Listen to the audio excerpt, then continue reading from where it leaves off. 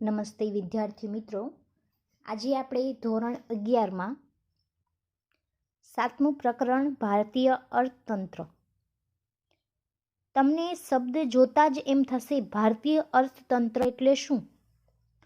તો કે ભારતીય અર્થતંત્ર એની અંદર ભારતના વિશ્વની સાંસ્કૃતિક, પ્રાદેશિક, ધર્મ, જાતિ, વિવિધ જેવાનો એમાં ઉલ્લેખ કરવામાં આવેલો હોય છે. બરાબર.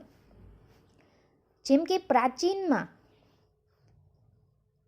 આપણે અનેક એવી સંસ્કૃતિ હતી જેના કારણે, જેમ કે વિશ્વમાં મોટી, અત્યારે આપણે જોઈએ તો કે વિશ્વમાં મોટી લોકશાહી અથવા શાસન વ્યવસ્થા ધરાવતા હોય છે. તેમાં વિવિધ જાતિ, ધર્મો, ભાષાઓ, સંસ્કૃતિ સાથે વિવિધતામાં પણ એકતાના દર્શન એટલે કે એકતા જોવા મળતી હોય છે. તો એ જ રીતે આપણે આ પ્રકરણમાં સ્વાતંત્ર્ય પહેલાનું ભારતનું અર્થતંત્ર અને પછીનું અર્થતંત્ર તેમજ વિકાસમાન ભારતીય અર્થતંત્રના અમુક એવા પાસાઓ અથવા તો એના એવા અમુક લક્ષણો, જેમાં આર્થિક વૃદ્ધિ, રાષ્ટ્રીય આવકમાં વિવિધ ક્ષેત્રોના ફાળા, માથાદીઠ આવક, રોજગારીનું સ્તર, તેમાં કેવી કેવી રોજગારી, જેમ કે પ્રાથમિક ક્ષેત્રની, ઔદ્યોગિક ક્ષેત્રની કે સેવા ક્ષેત્રની, તેમજ પાયાની સુવિધાઓ જે આમ સામાન્ય માણસને રોજબરોજની જરૂરિયાતો જેવી કે સિંચાઈની સગવડ, શિક્ષણની સુવિધા, વીજળીની સુવિધા, રોડ રસ્તાની સુવિધા, રેલવેની સુવિધા વગેરે જેવી બાબતો આ પ્રકરણની અંદર સમાયેલી છે. તો આમ આપણે સૌપ્રથમ પહેલું જ જોઈશું એની પ્રસ્તાવના. તો કે પ્રસ્તાવનાની અંદર આપણને એ જ કહેલું છે જે ભારતીય અર્થતંત્રમાં સંસ્કૃતિને લગતું હોય. જેમ કે ભારતમાં વિશ્વમાં સાંસ્કૃતિક ભવ્યતા ધરાવતો એક દેશ છે. બરાબર.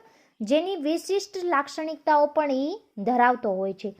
જેમ કે વિશ્વની સૌથી મોટી લોકશાહી શાસન વ્યવસ્થા ધરાવે છે.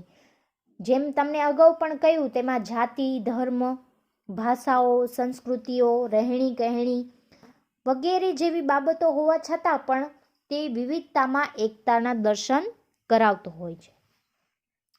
તેમજ આપણે પહેલાનું જોઈએ તો કે ભારત દેશમાં મહાભારતના પુરાણો જે આદિ પર્વ એટલે કે ઘણી સદીઓ પહેલાનું છે, તેનો ઉલ્લેખ રાજા દુષ્યંત અને રાણી શકુંતલાના પુત્ર રાજા ભરતના નામ પરથી રાખવામાં આવ્યું હતું. ભારતનું નામ, બરોબર, એટલે ભરત દેશ નામ રાખવામાં આવ્યું હતું. તેના ઉપરથી ભારત દેશ થયું, જે ખેતી, ઉદ્યોગ અને વેપાર ક્ષેત્રે સક્ષમ જોવા મળે છે, કારણ કે તે ધનવાન દેશ હતો. જેથી ભારત દેશ ભૂતકાળમાં સોને કી ચિડિયા નામે ઓળખાતો હતો. બરોબર. તમને એક માર્ક્સમાં પૂછાઈ શકે કે ભારત દેશ ભૂતકાળમાં કયા નામે ઓળખાતો હતો? તો કે સોને કી ચિડિયા નામે. બરોબર. ભારતની સમૃદ્ધિથી આકર્ષાઈ ભારત પર ઘણા આક્રમણો થયા, તેમજ ઘણી ધન સંપત્તિ લૂંટી અને ધીમે ધીમે ભારત પર સત્તા પણ હાંસલ કરી રહ્યા હતા. બરોબર. વર્ષ 1526 થી 1858 એટલે કે 16મી સદીમાં શરૂઆતની 19મી સદીના મધ્યમ સુધી મુગલ સામ્રાજ્યનું શાસન પૂર્ણ અથવા આંશિકપણે પણ ભારત દેશમાં ચાલુ રહ્યું હતું. 16મી સદીની શરૂઆત અને 19મી સદીનો મધ્યમ ગાળો, ત્યારથી કરી અને 19મી સદીના મધ્યમ ગાળા સુધી મુગલ રાજ્ય, મુગલ સલ્તનત જે હતી પહેલા, તેનું પૂર્ણ અથવા તો અમુક અંશે પણ ભારત દેશ પર શાસન ચાલુ જ હતું. બરોબર. આ ઉપરાંત પણ ભારતમાં વેપાર અર્થે પણ ઘણા એવા દેશો આવ્યા હતા, જેમ કે ફ્રેન્ચ છે, પોર્ટુગીઝ છે, ડચ છે, અંગ્રેજો જેવા વિદેશીઓ પૈકી અંગ્રેજોમાં કઈ સાલમાં આવ્યા હતા? તો કે 1757 થી લઈને 1947 સુધી ભારતમાં પોતાનું આધિપત્ય જમાવ્યું હતું.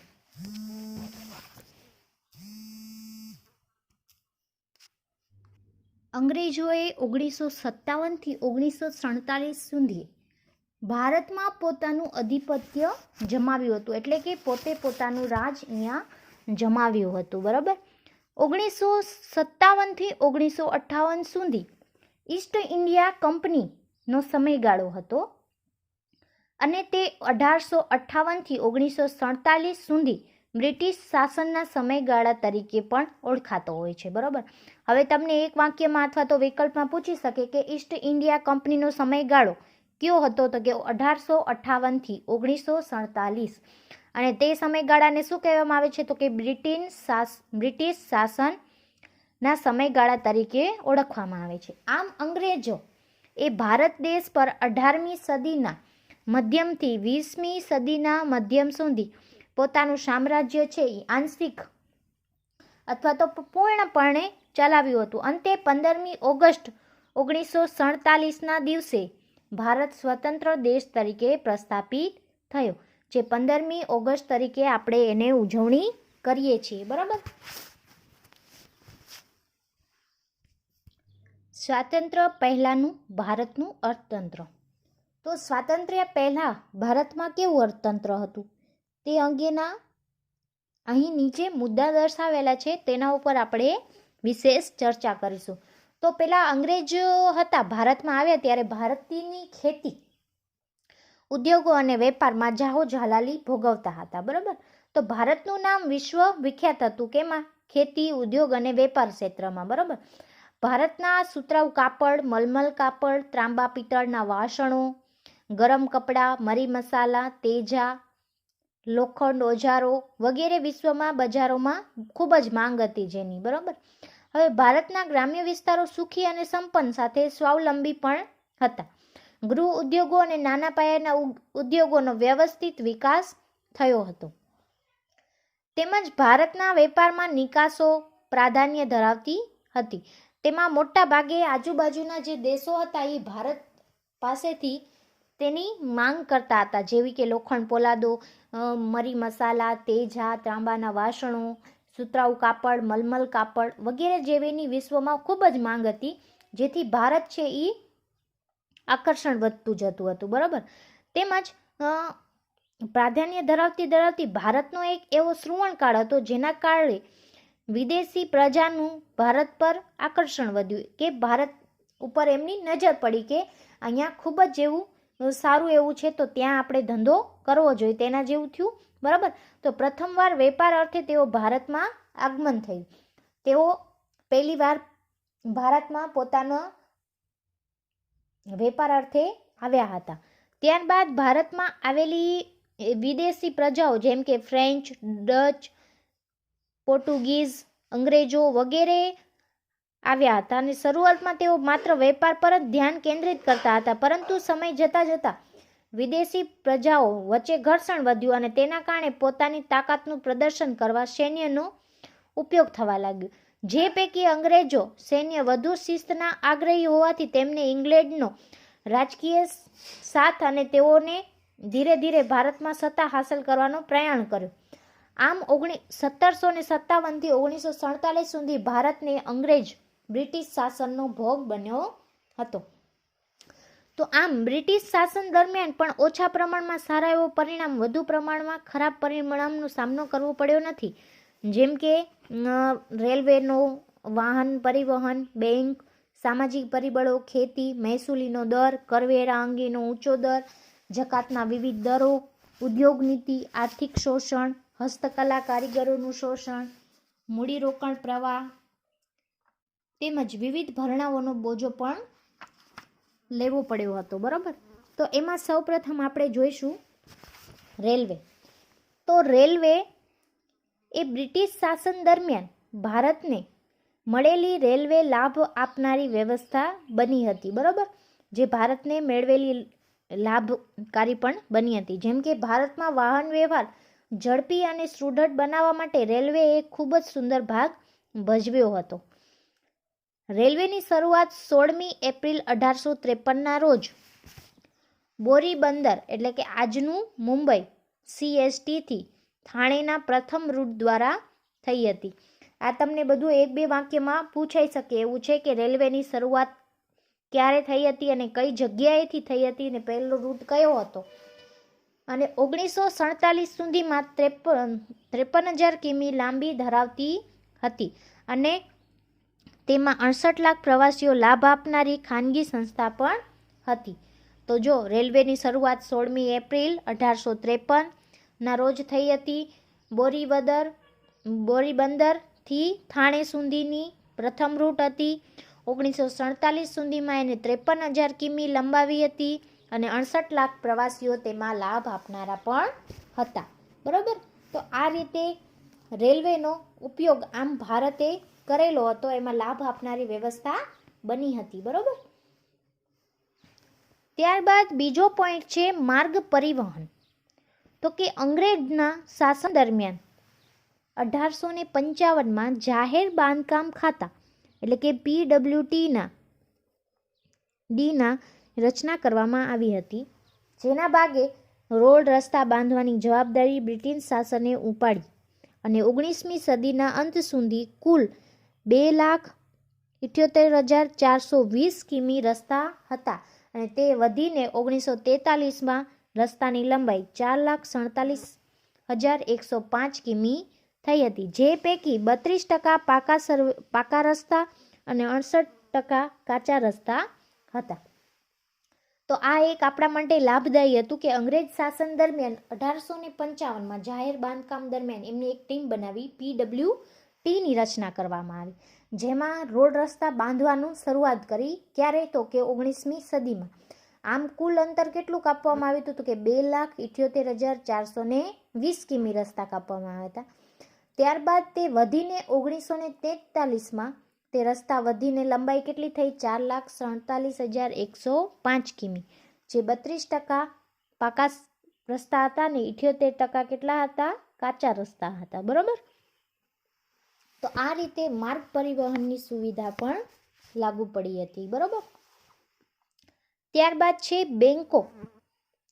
તો કે વર્ષ 1770માં ખાનગી ક્ષેત્રમાં બેંકની શરૂઆત થઈ હતી. કેવી? ખાનગી ક્ષેત્રમાં થઈ હતી. વર્ષ કયું? તો 1770માં, જે 1946 સુધીમાં 700થી વધુ સંખ્યામાં વિકસિત.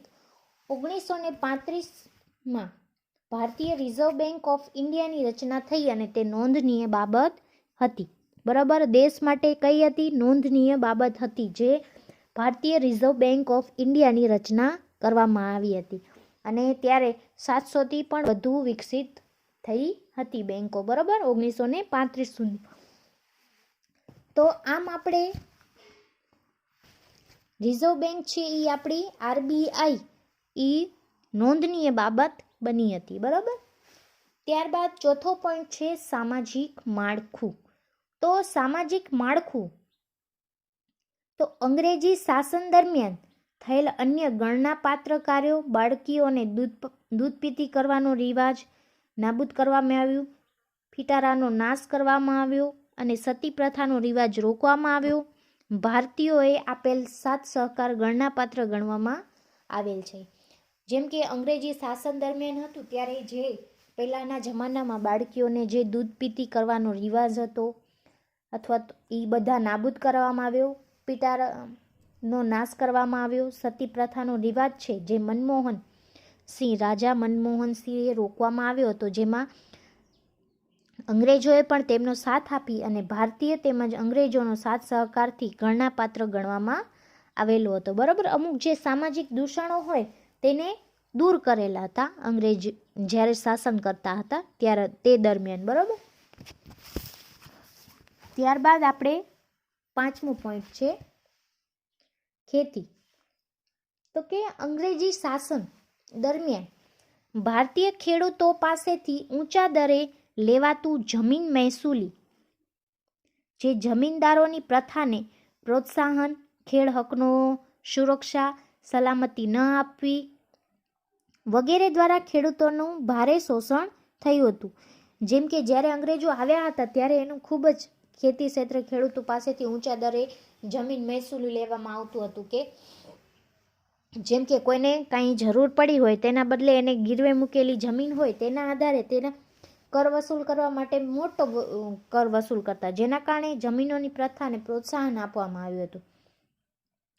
ખેડ હકને સુરક્ષા અને સલામતી ન આપવી વગેરે જેવી બાબતોથી ખેડૂતોને ભારે શોષણ થતું હતું, બરાબર. જેથી ભારતીય ખેડૂતો ગરીબ બનતા ગયા, જેથી કેટલાક ખેતમજૂર બની ગયા અને આ ઉપરાંત ખેતીનો પોતાનો સ્વાર્થ માટે ઉપયોગ શરૂ કરવાનો ચાલુ થઈ ગયો, જેના લીધે ખેડૂતોને ખૂબ નુકસાન થયું અને અંતે બ્રિટિશ સરકારને કારણે ખેતી અને ખેડૂત પાયમાલ થયા.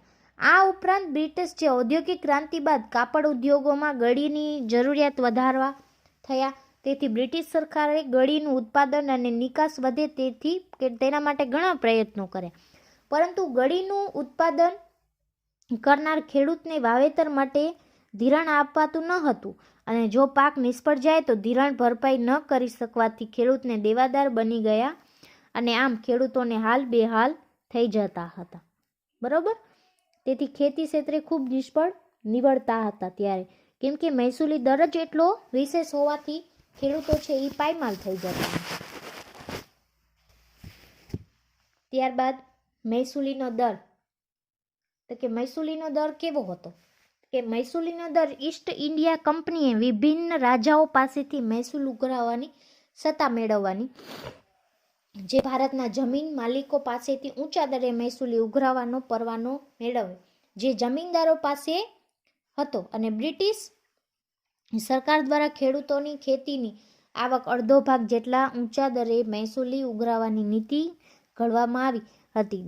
આ ઉપરાંત મહેસૂલી ઉઘરાવવામાં બ્રિટિશ સરકાર જુલ્મી હતા અને તે ખેડૂતોને દંડ પણ કરતી હતી, મિલકત જપ્ત કરતી, ખેડાણ હેતુથી આપેલ જમીન પાછી લઈ લેતી. આમ આવા મનસ્વી નિર્ણયોથી ભારતીય ખેતીને પારવાના નુકસાન પણ થયું હતું, બરાબર. આ રીતે ખૂબ જ નુકસાન ભોગવવું પડ્યું હતું. ત્યારબાદ છે કરવેરાના ઊંચા દરો. 7મો પોઈન્ટ, તો કે બ્રિટિશ સરકાર જ્યારે દરમિયાન કરવેરાનું આવક અંગે દાદાભાઈ નવોરજીની ગણતરી મુજબ 1876માં ઊંચી આવક બ્રિટિશના કરવેરા દ્વારા રાષ્ટ્રીય આવક 8% જેટલો હિસ્સો આપતો હતો, જ્યારે બ્રિટિશ સરકાર ભારતમાં નીચી આવક વાળા પાસેથી 15% જેટલો રાષ્ટ્રીય આવકનો હિસ્સો કરવેરા રૂપે ઉઘરાવતી હતી. વિચાર તો કરો કેટલી જુલ્મી સરકાર હશે બ્રિટિશ શાસન દરમિયાન. તો કે 8% જેટલો હિસ્સો અને 15% જેટલો આવકનો હિસ્સો કરવેરા રૂપે ઉઘરાવતી હતી. દાખલા તરીકે આપણે જોઈએ તો કે મીઠા પરનો કરવેરો. ભારતમાં મીઠું દરિયાકાંઠે અને રણ પ્રદેશથી સરળતાથી મળતું હતું, તેમ છતાંય બ્રિટિશ સરકાર ઇંગ્લેન્ડની જહાજો દ્વારા મીઠું ભારત લાવતી હતી અને તે ભારતમાં વહેંચતી હતી, જ્યારે ભારતમાં પાકેલા મીઠા પર ઊંચો કરવેરા દેવામાં આવતો, જેથી એક તરફ બ્રિટિશ શાસનને કરવેરાની આવક થાય અને બીજી તરફ ભારતીય મીઠું મોંઘું હોવાથી તે ઓછું વેચાય, તો બ્રિટિશને તેનો લાભ થતો હતો. આથી જ ગાંધીજીએ દાંડીકૂચ કરી અને સવિનય મીઠાનો સત્યાગ્રહ કર્યો હતો, બરાબર. તમને બધાને ખ્યાલ હશે, તમે સમાજ વિદ્યામાં પણ ભણ્યા હશો, મીઠાનો ભંગ કર્યો હતો દાંડીકૂચ કરીને, બરાબર, ગાંધીજીએ તે. ત્યારબાદ 8મો પોઈન્ટ છે જકાતના વિવિધ દરો. તો કે આયાત અને નિકાસ થતી વસ્તુઓ પર કરવેરા નાખવામાં આવ્યા હતા. તો કે કેવી રીતે તેને જકાત, જે કરવેરા નાખવામાં આવતા આયાત અને નિકાસ ઉપર, તેને જકાત કહેવામાં આવતી, બરાબર. જકાત કહેવામાં આવતી. તે દરમિયાન બ્રિટિશ ઈસ્ટ ઇન્ડિયા કંપનીએ ભારતમાં મુગલ બાદશાહ પાસેથી 1716માં સનદ એટલે કે પરવાની મેળવી અને તે પ્રદેશ પૂરતી જકાતો માફી મેળવી પણ હતી.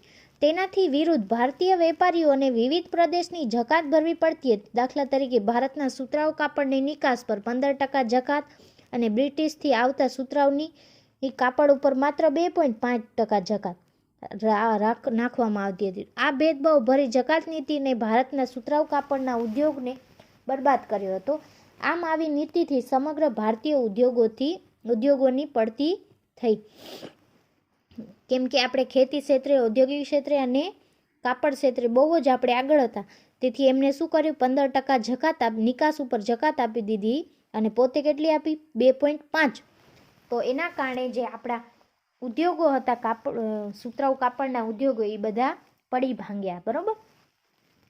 ત્યારબાદ 9મો પોઈન્ટ છે ઉદ્યોગ ક્ષેત્ર અથવા તો ઉદ્યોગ નીતિઓ. તો કે ઉદ્યોગ નીતિમાં 1750 થી 1830ના સમયગાળા દરમિયાન ઔદ્યોગિક ક્રાંતિ થઈ હતી. તે સમયગાળા દરમિયાન બ્રિટિશ ઈસ્ટ ઇન્ડિયા કંપનીએ ભારતમાં સત્તા સ્થાપિત કરવાની શરૂઆત કરી દીધી હતી. જ્યારે ઈસવીસન 1858 સુધીમાં દેશનો ઘણો ભાગ અંગ્રેજોના શાસન હેઠળ આવી ગયો હતો. જેથી કરીને બ્રિટિશ શાસન હેઠળના ભારતીય વિસ્તાર બ્રિટિશ સરકારે બ્રિટનની ઉત્પાદિત વસ્તુઓ વધુને વધુ વેચાય તેવી નીતિ અપનાવી હતી. જેથી ભારતીય ઉદ્યોગ સાહસિકો નિરુત્સાહી બન્યા અને વિકાસના માર્ગે આગળ વધવાને બદલે પડતી થઈ. જેથી ભારતીય ઉદ્યોગ પડી ભાંગ્યા અને તેના કારણે શ્રમિકો હતા તે બેરોજગાર વધી ગયા. જેથી ફરી ખેતી તરફ વળવા કારણભૂત બની ગયા. જેથી શ્રમિકોનું ખેતી ઉપર ભારણ વધતું ગયું. બરાબર. તેમજ આપણે 10મો જોઈશું આર્થિક શોષણ. કે બ્રિટિશ અર્થતંત્રને સુદૃઢ કરવા આશયી ઈસ્ટ ઇન્ડિયા કંપની અને બ્રિટિશ સરકાર એવા પ્રકારની વ્યૂહરચનાઓ અપનાવી કે જેના દ્વારા માત્ર બ્રિટિશ અર્થતંત્રનો લાભ થાય અને તેઓ ખાસ કરીને એક એવી વેપાર નીતિ અપનાવી કે તેના દ્વારા ભારતીય સાધનોનો મહત્તમ ઉપયોગ કરી અને બ્રિટનનો ઉદ્યોગનો વિકાસ થાય. આ ઉપરાંત પણ ખેતી નીતિ, ઔદ્યોગિક નીતિએ તેમજ બ્રિટિશના વિકાસને પ્રોત્સાહન રૂપ પણ હતી. જેમ કે ભારતના ભોગે બ્રિટિશ ઉદ્યોગોને જરૂરી કાચો માલ મળી રહે એ હેતુથી ભારતીય ખેતીનું વેપારીકરણ કરવામાં આવ્યું હતું. જેથી બ્રિટિશ અર્થતંત્રને અનુકૂળ વસ્તુઓ અને સેવાઓ મળી રહેતી હતી. ત્યારબાદ 11મો પોઈન્ટ છે હસ્તકલા કારીગરોનું શોષણ. તો કે કેવી રીતના શોષણ કરતા હતા હસ્તકલા કારીગરોનું? તો કે વિવિધ હસ્તકલા વસ્તુઓના વેચાણ દ્વારા ઈસ્ટ ઇન્ડિયા કંપની ભારે આવક ઊભી કરવા ઈચ્છનીય હતી.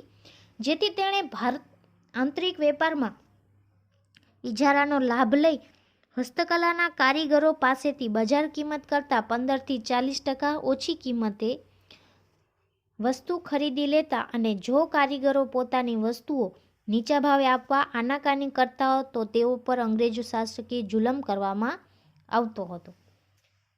જેથી હસ્તકલા કારીગરોનું શોષણ થતું હતું. ત્યારબાદ છે 12મો પોઈન્ટ મૂડીરોકાણ પ્રવાહ. તો કે બ્રિટિશ શાસન દ્વારા ભારતની અને બ્રિટિશની જે મૂડીનું રોકાણ કરવામાં આવ્યું તેની દિશા બ્રિટન તરફથી અને ભારત વિરોધી રાખવામાં આવી. એટલે કે આ મૂડીરોકાણથી ભારત પર અંગ્રેજોનું સામ્રાજ્ય કાયમ રહે અને બ્રિટિશ અર્થતંત્રને તેના સઘળો લાભ મળે તેવું પ્રયોજન કરવામાં આવ્યું હતું. દાખલા તરીકે રસ્તા અને રેલવે પાછળ થયેલું જંગી મૂડીરોકાણ. આ મૂડીરોકાણ પાછળ મુખ્યત્વે હેતુ બ્રિટિશમાં કાચા માલની આયાતને, ભારતમાં તૈયાર કરવાની વસ્તુની નિકાસને અને લશ્કરી હેરફેરની અનુકૂળ રહે તેવા રસ્તા અને રેલવે રૂટ તૈયાર કરવામાં આવ્યા હતા. તદુપરાંત રેલવે માટે ઉચ્ચ તજજ્ઞો, અધિકારીઓ અને બ્રિટિશની ઊંચા દરે ભારતમાં લાવવામાં આવ્યા હતા. બ્રિટિશ શાસન દરમિયાન શિક્ષણ પાછળ મૂડીરોકાણ કરી અને બ્રિટિશ સરકારને અનુકૂળ એવા કારકુનો મળી રહે તેવું શિક્ષણ આપતા અને મૂડીરોકાણ ખર્ચ કરવામાં આવ્યું. અને આ તમામ મૂડીરોકાણ ખર્ચનો ઊંચા દરે વ્યાજ લઈ અને બ્રિટનમાંથી મૂડી લાવી ગોઠવવામાં આવ્યું અને તેના દ્વારા સમગ્ર બોજો ભારતના માથે જ લાદવામાં આવતો હતો. આમ મૂડીરોકાણનો પ્રવાહ પણ ખૂબ જ બન્યો હતો. તેમજ 13મો પોઈન્ટ છે વિવિધ ભરણાઓનો બોજો. જેમ આપણે આગળ પણ જોયું કે મૂડીરોકાણનો પ્રવાહમાં પણ શું હતું કે ભારત ઉપર એનો બોજો નાખી દેવામાં આવતો હતો. તેવી જ રીતના બ્રિટિશ સરકાર જે હુકુમત વહીવટનું ચાર્જ પણ ચૂકવવો પડતો હતો તે કે હોમ ચાર્જીસ એટલે કે ભરણા તરીકે ઓળખતા હતા. તો હવે ભારતીય બ્રિટિશરોને આવી કેટલીક ચૂકવણીઓ કરવી પડતી હતી જેમને બ્રિટિશ અધિકારીઓના પગારો તથા પેન્શન, ભથ્થાઓ, લશ્કરનું ખર્ચ, દેવા પર વ્યાજની ચૂકવણી વગેરેનો સમાવેશ થતો હતો, જેના આધારે બનતું બજેટ બ્રિટનમાં રજૂ થતું હતું. ઈસવીસન 1924-25માં વર્ષ દરમિયાન 300 લાખ પાઉન્ડ જેવી જંગી રકમ ચૂકવી પડતી હતી, જે ઈસવીસન 1945 અને 1945માં 1350 લાખ પાઉન્ડ થવા પામી હતી. આવી વિશિષ્ટ ચૂકવણીઓને આધારે ભારત ગરીબ અને ભારતના ભોગે બ્રિટન ધનવાન બની રહ્યું હતું. અંતે 15મી ઓગસ્ટ 1947ના રોજ અંગ્રેજો જ્યારે ભારત છોડીને ત્યાં ગયા ત્યારે ભારતમાં ખેતી, ઉદ્યોગ અને વેપાર અંગે ભારે કંગાળ સ્થિતિ થવા માંડી હતી. લગભગ 150 વર્ષના ગાળા દરમિયાન દેશની માથાદીઠ આવક ઘટવા પામી હતી અને ભારતીય અર્થતંત્ર અને અંગ્રેજો કરતાં ઇંગ્લેન્ડ સમૃદ્ધ બનતું ગયું અને બ્રિટિશ શાસનોના શોષણને કારણે ઇંગ્લેન્ડની સરખામણીએ ખૂબ ગરીબ બની ગયું હતું. બરાબર, તો આ બધી તમામ બાબતો છે એ સ્વાતંત્ર્ય પહેલાંનું ભારતનું અર્થતંત્ર હતું.